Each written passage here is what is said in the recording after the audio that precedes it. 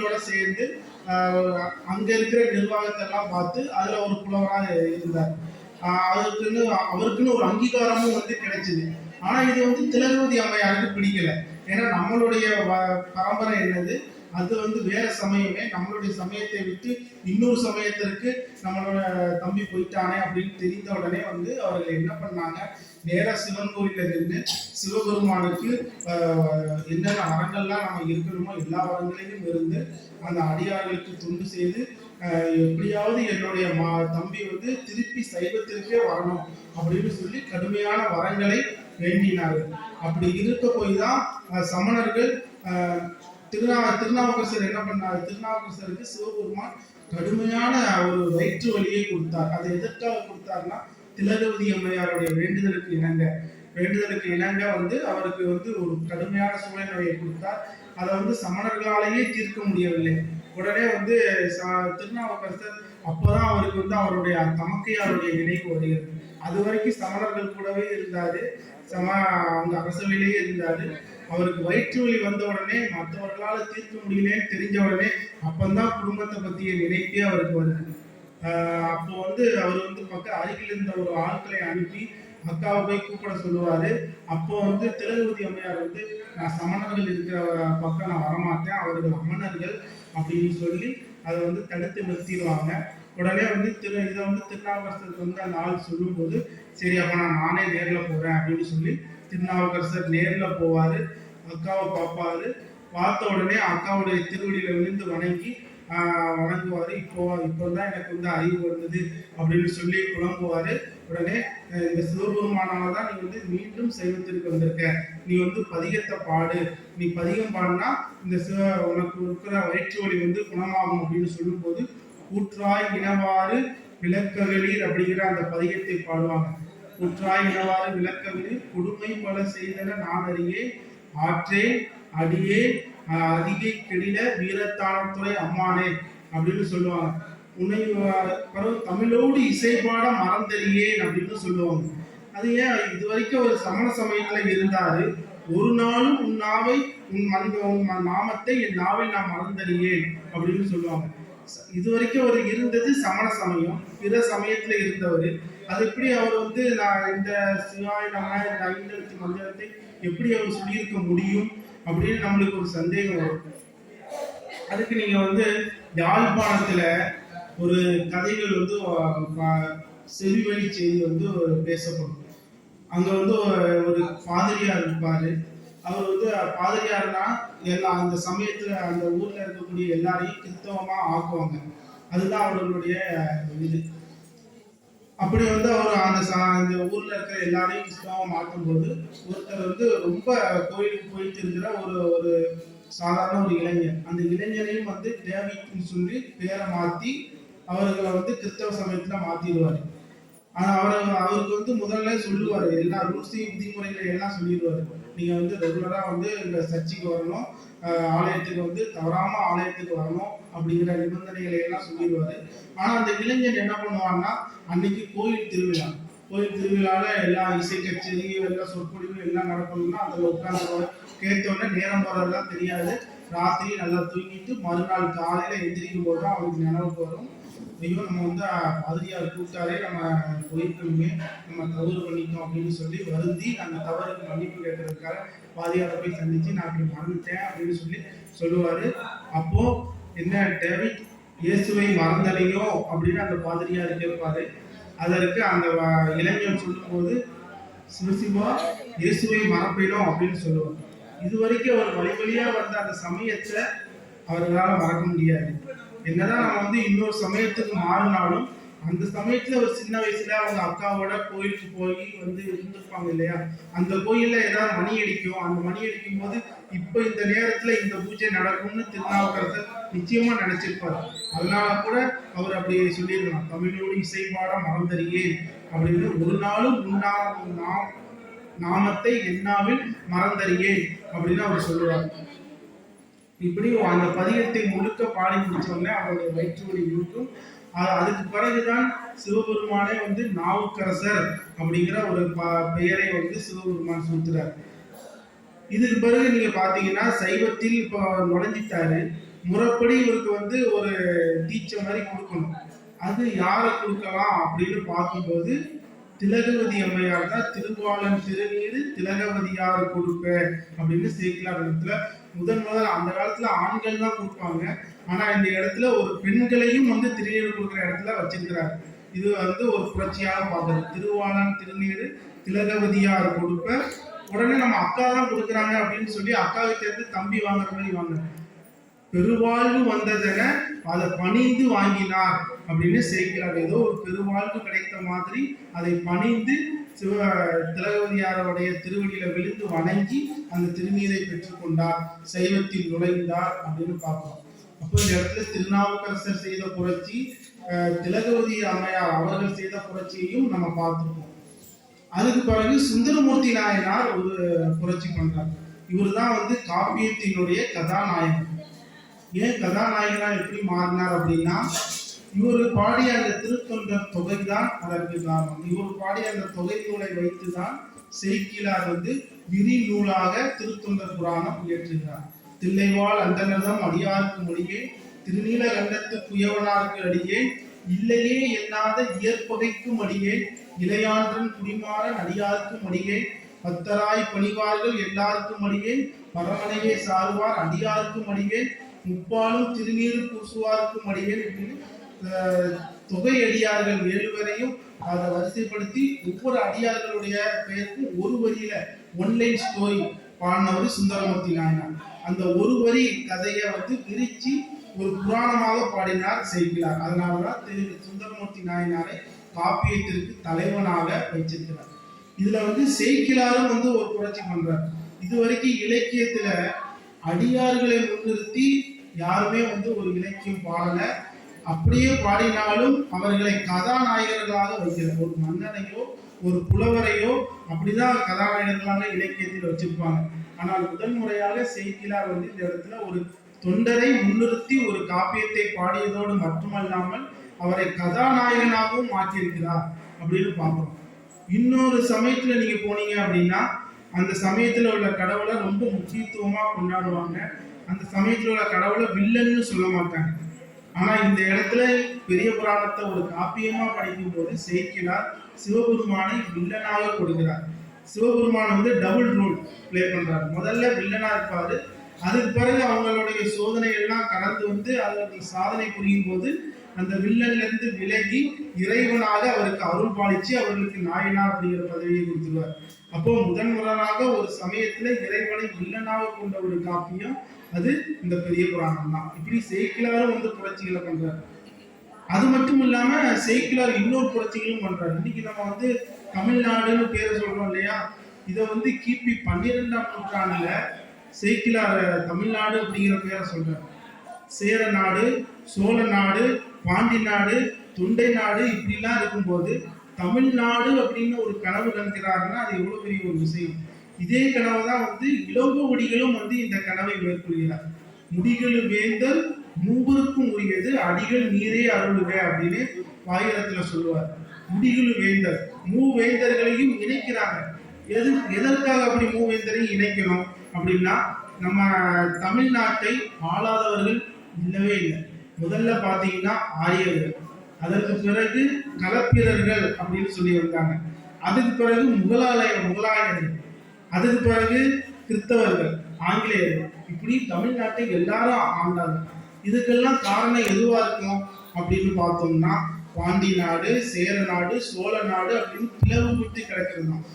ஒருவேளை நம்ம யோசிச்சு பாருங்க, பாண்டிய நாடு, சேர நாடு, சோழ நாடு 3 நாடுகளும் ஒற்றுமையாக இருந்திருந்தால் தமிழ்நாடை யாராலும் ஆண்டிருக்க முடியாது. அதனாலதான் அந்த கனவை அவங்க வந்து பாடினாங்க. முடிவுகள் வேந்தர் மூவருக்கும் உரியது அப்படின்னு சொல்லி பாடினாங்க. அது இளங்கோவடிகள் பாடினாரு. அதுக்கு பிறகு சேக்கிலாரும் வந்து தமிழ்நாடு அப்படிங்கிற கனவை தன்னுடைய பெரிய புராண பாடத்துல பாடுகிறார். இப்படி சேக்கிலாருமே வந்து புரட்சி பண்றார். இப்ப நம்ம வந்து சுந்தரமூர்த்தி நாயனாருடைய புரட்சிக்கு வரலாம். சுந்தரமூர்த்தி நாயனாரை பத்தி நம்மளுக்கு தெரியும். நரசிங்க முனையர் மன்னவரிடத்துலதான் அவர் வந்து வளர்ப்பு மகனா இருந்தாரு. அவருக்கு வந்து சடைய நாயனார் சொல்லி கொடுக்கும்போது, என்னுடைய நீங்க வந்து வளர்த்துக்கலாம், இந்த குழந்தைய என்னன்னா உங்க விருப்பப்படி வளர்க்கலாம், ஆனா ஒரு நிபந்தனை, எங்களுடைய குல மரபுப்படிதான் திருமணம் பண்ணணும். அப்படின்னு சொல்லிடுவார். இவர்களுடைய குலமரபு என்னன்னா ஆதிசைவர். அந்த குலமரபு படிதான் இவங்களுக்கு திருமணம் பண்ணணும் அப்படின்னு சொல்லுவார். அப்படி ஒரு சமயம் திருமணம் பண்ணும்போது அதை இறைவன் வந்து தடுத்தாற் கொள்வார். அதுக்கு பிறகு பாத்தீங்கன்னா சுந்தரமூர்த்தி நாயனாருக்கு திருவாரூரை போகாம இருக்க முடியாது. அப்படியே ஒரு சமயம் திருவாரூர் போகும்போது அங்க அந்த திருவாரூர்ல சிவபெருமானுக்கு பணிவிடை செய்யக்கூடிய ஒரு பெண்ணை பார்க்கிறார். அந்த பெண் யாருன்னா சேக்கிழார் அறிமுகப்படுத்தும் போது கதைப்பணி பிறந்ததென்ன உருத்தர கணிகைமார் பதியிலார் குலத்தில் தோன்றி. பதியிலார் குலம்னா சிவபெருமானுக்கு தொண்டு செய்யக்கூடிய தேவரடியாள் அப்படின்னு சொல்லக்கூடிய அந்த குலத்தில் தோன்றியவர்கள் தான் பறவை நாச்சியார். ஆதிசைவர்கள் எப்பொழுதுமே அவங்க குலத்துல இருக்கிறவங்களுக்கு தான் முக்கியத்துவம் கொடுப்பாங்க. அதனாலதான் சிவபெருமானே வந்து அடியார் குலத்துல வரும்போது சுந்தரமூர்த்தி நாயனார் சொல்லுவார் இல்லையா, ஒரு அந்தனர் இந்த ஒரு அந்தனருக்கு அடிமையாவது இல் அப்படின்னு சொல்லி தானே தடுத்தாற் கொள்வார், அப்படின்னு சொல்லி தானே சிவபெருமானத்தை மோதுவார், ஃபைட் பண்ணுவாரு. அப்படி வந்து தீவிரமா இருக்கும்போது பறவை நாச்சியார் பார்க்கும் போதே வந்து அந்த காதல்ல விழுந்துட்டார். அப்போ கற்பக நினைக்கும் போது சேக்கிழார் சொல்லுவாரு, கற்பகத்தில் பூங்கும்போ காமன் தன் பெருவாழ்வோ பொற்படைய புண்ணியத்தின் புண்ணியமோ அதிசயமோ அற்புதமோ சிவனருளோ அப்படின்னு சொல்லி இந்த சுந்தரமூர்த்தி நாயனார் பறவை நாச்சியாரை அதிசயித்து பார்ப்பதாக இந்த இடத்துல சேக்கிழார் பாடுறார். அது பிறகு பறவை நாச்சியாரை கல்யாணம் பண்ணி அடியார் குலத்தோடு பண்றாங்க. இந்த காதல்ல பண்ணும்போது சேக்கிழார் இந்த இடத்துல புது முறையா ஒரு கையாளுறாரு. இது வந்து பழைய சங்க இலக்கியங்கள் அந்த காதல இருந்துதான் நம்மளுக்கு தெரியல. ஆனா இந்த இடத்துல வந்து சொல்லும் போது பறவை நாச்சியாரும் வந்து சுந்தரமூர்த்தி நாயனாரை பாக்குறாங்க. இவங்க வந்து சுந்தரமூர்த்தி நாயனார் முருகனா இருப்பாரோ மாறனா இருப்பாரோ அப்படிலாம் அவங்க நினைக்கிறாங்க. பிறகு சேடியர்களோட சூழ்ந்து காணப்படும் போது அந்த செய்திகளோடு பேசும்போது சுந்தரமூர்த்தி நாயனார் யாரு அப்படின்னு அவங்களுக்கு வினாவும் போது இவர் வந்து ஒரு சிவனடியார், இவர் தெரியாத அவனுக்கு அப்படின்னு சொல்லி கேட்கும்போது அப்பதான் பரவநாச்சியா சிவனடியாரா அப்படின்னு தெரிஞ்ச உடனே மயக்கம் போட்டு கீழே விழுந்துருவாங்க. அப்படி இன்னும் செய்தியர்கள் என்ன ஆச்சு ஏதாச்சுன்னு பார்க்கும்போது அந்த உடம்பை தொடும்போது உடம்பு சுரமா கொதிக்கும், உடம்பு கொதிச்சு அப்படி கொதிக்கும் போது என்னதான் சந்தனங்களை எல்லாம் போட்டு அந்த பறவை நாச்சியாரை வந்து தடவும் போது அந்த சந்தனத்தை போடும்போதுதான் சேக்கிழார் ஒரு ஓமையை சொல்றாரு. நெருப்புல நெய் விட்டா எப்படி கொழுந்து விட்டு எரியுமோ அந்த மாதிரி சந்தனத்தை வந்து பறவை நாச்சியார் உடம்புல தடவும் போது அது மேலும் சூடாக இருந்தது அப்படின்னு சொல்றாரு. அதுக்கு என்ன காரணம்னா பறவை நாச்சியார்கிட்ட இருந்த காதல் தீ. அதை வந்து நீங்க வந்து மற்ற இலக்கியங்கள்ல கூட அந்த மாதிரி பார்க்க முடியாது. ஆனா இந்த பறவை நாச்சியார் மூலமாக சேக்கிழார் அதை வந்து சொல்றார். சந்தனத்தின் மேல எவ்வளவு குளிர்ச்சியானது, சந்தனத்தை உடம்புல தடவுனா எவ்வளவு குளிர்ச்சியா இருக்கும். ஆனா அந்த குளிர்ச்சி கூட வந்து பறவை நாச்சியார்த்த மேல தடவும் பொழுது அந்த குளிர்ச்சியும் வெப்பமாக மாறுகிறதுன்னா அப்போ எந்த அளவுக்கு அவர்களுடைய காதல் இருந்திருக்கு அப்படிங்கிறத நம்மளால இந்த இடத்துல பார்க்க முடிகிறது. அந்த காதல்னாலதான் பறவை நாச்சியாருக்கு காதல் வருது, சுந்தரமூர்த்தி நாயனாருக்கும் விருப்பப்படுறாங்க. பிறகு ரெண்டு பேரும் சேர்ந்து திருவாரூர்ல வச்சு சிவபெருமான் அடியார்களோட திருமணம் பண்ணி முடிக்கிறார். இந்த இடத்துலதான் ஒரு கீழே உள்ள பெண்ணா இருந்தாலும் அவர்களுக்கும் வாழ்வு கொடுக்கணும் அப்படிங்கிற ஒரு புரட்சியை தான் சுந்தரமூர்த்தி நாயனார் இந்த இடத்துல செய்யறாரு. அந்த புரட்சியை தவறாமல் சேக்கிழாரும் வந்து திருத்தொண்டர் புராணத்தில் இணைத்திருக்கிறார். அதுதான் நம்ம வந்து பார்க்கக்கூடியது. பிறகு அடுத்தது நம்ம பாத்தீங்கன்னா முடிசூடா மன்னர் அப்படின்னு ஒருத்தர் நம்ம பார்த்திருக்கோம் அப்படின்னு நம்ம சொன்னோம். அது 63 நாயன்மார்ல யாரு அப்படின்னா முடிசூடா தானே மன்னரா இருக்க முடியும், முடிசூடாமலே மன்னரா இருக்க முடியுமா அப்படின்னா இருக்கிறாரு. அவர் தான் வந்து சீர்கொண்ட வேல்கூற்றன் கலந்தைக்கோன் அடியே அப்படின்னு சுந்தரமூர்த்தி நாயனாரால் பாடப்பெற்ற கூற்றுவ நாயனார். அவர் தான் வந்து களப்பிரர்கள் குலத்துல வந்து பிறந்ததாக சேக்கிழார் வந்து சொல்றார். களப்பிரர் பாத்தீங்கன்னா தமிழ்நாட்டுல சங்கம் மருவிய காலம் அப்படின்னு சொல்லக்கூடிய அங்க ஆண்டவங்க தான் வந்து களப்பிரர்கள். அவர்களுடைய ஆட்சி காலத்தை இருண்ட காலம் அப்படின்னு சொல்லுவாங்க. ஆனா இருண்ட காலம்னு சொன்னாலும் அப்பவும் தமிழ் இலக்கியங்கள் வந்திருக்கு அப்படிங்கிறத நம்மளால பார்க்க முடிகிறது. 11 கீழ்கிழக்கு, திருக்குறள் இதெல்லாம் வந்து அந்த களப்பிரர்களுடைய ஆட்சி காலத்துல வந்ததுதான். அப்போ அப்படி அந்த களப்பிரர்களுடைய வரலாறு நம்மளுக்கு சரியாக தெரியல. ஆனா இந்த இடத்துல சேக்கிழார் அப்படி களப்பிரருடைய மன்னன் ஒருத்தர் இருந்திருக்காரு, கூற்றுவ நாயனார் தான் அவருடைய பெயரு அப்படிங்கலாம் அந்த வரலாற்று குறிப்புகளை வந்து அவர் கையாண்டா இருப்பாங்க. இது வந்து பெரிய புராணம் வந்து ஒரு சாதாரண கதை அல்ல, இது ஒரு வரலாறு. தமிழ்நாட்டில் வாழ்ந்த அடியார்களுடைய வரலாற்றை கூறுவது. ஆவணப்படமாக, வரலாற்று ஆவணப்படமாக வந்து படைத்து காட்டியவர் தான் சேக்கிழார். ஒவ்வொரு வரலாற்றையும் நம்மளுக்கு வந்து சோழ வரலாறு தெரியும், பாண்டிய நாட்டு வரலாறு தெரியும், ஆனா களப்பிரர்களுடைய வரலாறு தெரியாது. அந்த வரலாற்றையும் தேடி போய் அந்த வரலாற்றிலேயும் ஒரு சிவனடியார் இருக்கிறாரு அப்படிங்கிறத ஒரு சொல்றாருன்னா, அப்போ எவ்வளவு பெரிய ஒரு வரலாற்று ஆவணமாக பெரிய புராணம் இருக்கிறது அப்படிங்கிறத நம்மளால பார்க்க முடியும். கூற்றுவன் நாயனார், அந்த பேருக்கு என்ன அர்த்தம் அப்படின்னா கூற்றுவன். இவர் வந்து யாருன்னா, பகைவர்கள் இவரை பார்த்த உடனே பயப்படுவாங்க. பகைவர்களுக்கு இவர் கூற்றுவன். ஆனா அடியார்களுக்குன்னு வந்தா அந்த அடியார்களை பணிந்து அவர்களுக்கு என்ன வேண்டுமோ அதை செய்து பணிந்து அமுது செய்வது, இது எல்லாத்தையும் வந்து அவரு மேற்கொண்டு வருவார். அப்போ பகைவர்களுக்கு தான் அவர் கூற்றார். இன்னைக்கு டைலாக் பேசுறாங்கல்ல திரைப்படங்கள்ல, நான் நல்லவனுக்கு நல்லவன், கெட்டவனுக்கு கெட்டவன். இத கூற்றுவனாயனார் மூலமாக சேக்கிழார் சொல்றார். நான் பகைவர்களுக்கு தான் கூற்றுவன், அடியார்களுக்கு நான் பணிந்து போகக்கூடியவன் அப்படின்னு கூற்றுவனாயனாரை ஆரம்பத்துல காட்டுகிறார்.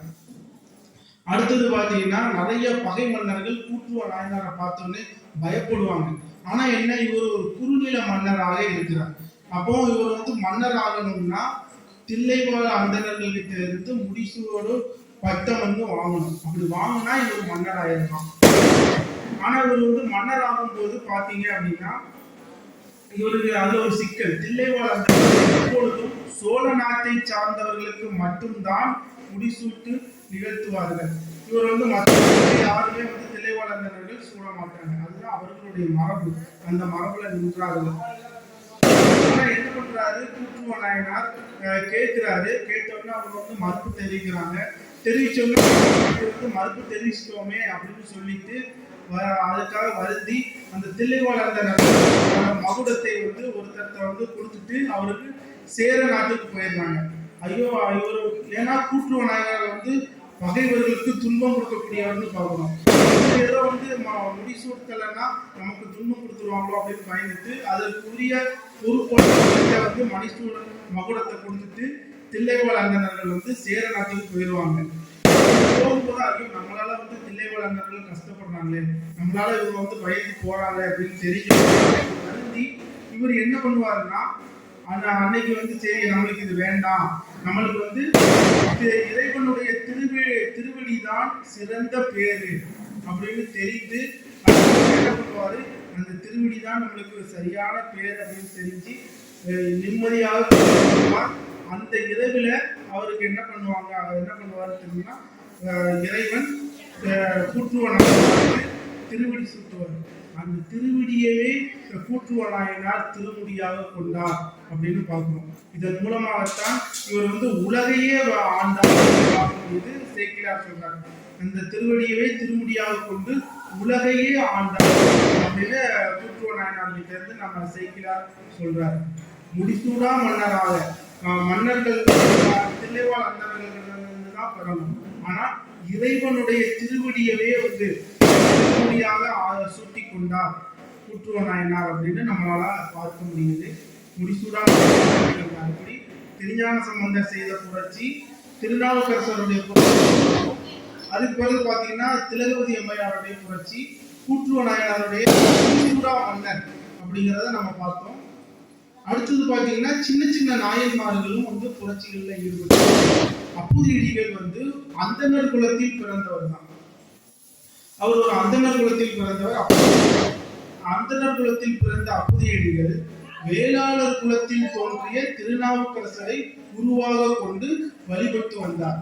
தீரா காதலோடு குலதெய்வமாக எப்பொழுதும் அவர் செய்யக்கூடிய தொண்டில் அவர் கூட திருநாவுக்கரசர் பேரை சொல்லிதான் செய்வார். திருநாவுக்கரசர் தண்ணீர் வந்து அவர் பிள்ளைகளுக்கு பேர் வைக்கும் போது கூட திருநாவுக்கரசர் சொல்லுவார். அந்தணர்கள் எப்பொழுதுமே வந்து ஒரு அந்தணர்களை தான் வழிபாடு பண்ணுவாங்களே தவிர அவர்களுக்கு கீழாக உள்ளவர்கள் வந்து வழிபாடு பண்ண மாட்டாங்க. அப்போ உள்ள சமுதாயத்துல அது இருந்திருக்கு.